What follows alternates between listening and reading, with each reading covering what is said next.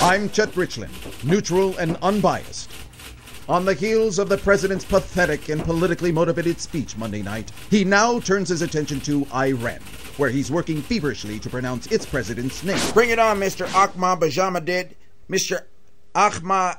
And we go now to our forced to retire Gunnery Sergeant Palmer Greer. Gunny.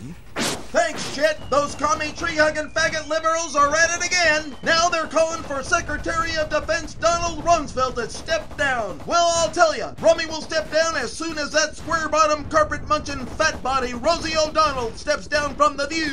Her and her fat, stinking tramp took over the show faster than napalm in a gook village. She is a waste of skin, bowling over everybody like she's got a pair. And Jesus H. Christ, how can a woman have a set of man boob and sporting a Meredith the Arrow wig? You didn't fool me! Who can forget this?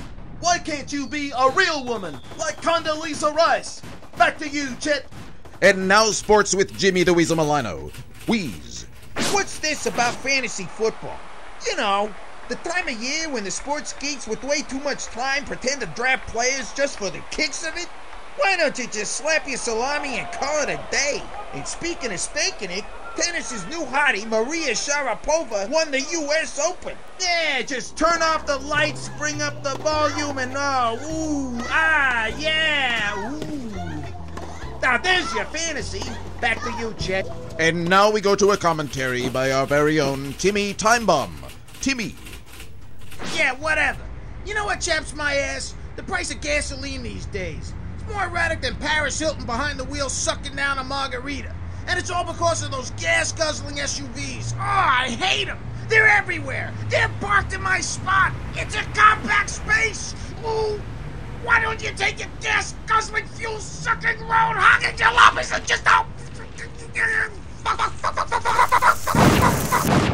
Thank you, Timmy. That does it for today's edition of PPN News. I'm Chet Richland, and I love you. Really.